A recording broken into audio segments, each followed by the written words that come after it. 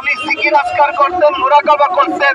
ওনাকে যদি জিজ্ঞেস করতো আপনি এখানে আসেন কেন, উনি বলতো আওয়ামদেরকে দাওয়াত দেওয়ার পরে আমার মধ্যে একটা জাহালাত আমি অনুভব করি, এই জন্য দারুল উলুম দেওবন্দে আইসা আমি এখানে ওলামায়ে কেরামদের সহ আগুন লেগেছে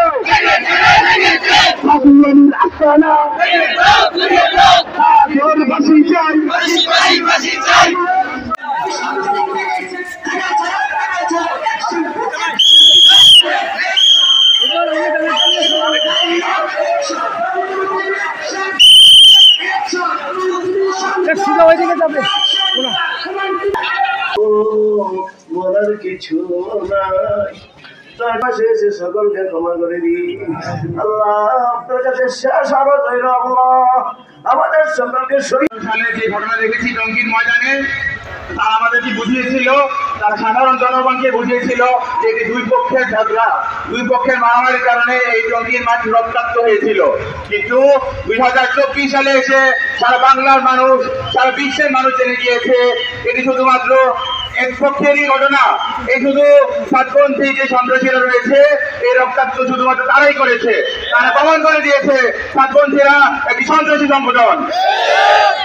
তাদের কারণে আজকে আমরা ফেসবুকে ঢুকতে পারি না, আমরা ইউটিউবে ভিডিও দেখতে পারি না, কারণ সাধারণ যে জনগণ রয়েছে তারা বলছে যে এটি এই তাবলীগ একটি সন্ত্রাসী কাজকর্ম। তারা দিনের প্রচার করার নাম করে তারা সন্ত্রাসী কার্যক্রম চালাচ্ছে। তাদের কারণে পুরো তাবলীগ যে আমাদের জামাত রয়েছে, পুরো তাবলীগ জামাতটাকে প্রশ্নবিদ্ধ করা হচ্ছে। আমরা প্রত্যেকবার মাঠে নামি ইন্ডিয়ান পণ্য বয়কট করার লক্ষ্যে আমরা আবার মাঠে নেমেছি ইন্ডিয়ান পণ্য মাওলানা সাদ সাহেবকে বয়কট করার জন্য।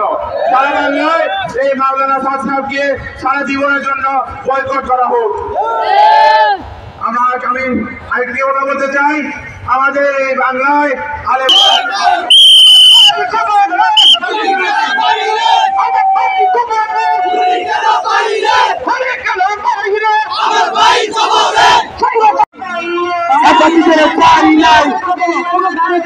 আমার সোনার বাংলায় কুনি কেন বাহিরে আমার ভাই কবর পিতা যেতে দেব না, আমার ভাইয়ের রক্ত আরো দেব রক্ত, এসে যাবে অন্যায় একটা অন্যায়।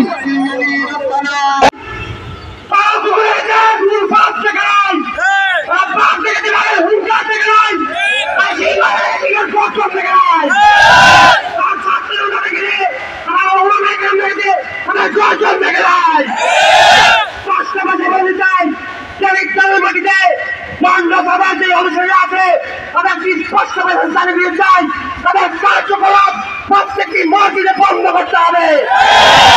বন্ধ না হয় তাহলে আমরা ইনশাল্লাহ প্রতিহত যাবো ইনশাল্লাহ।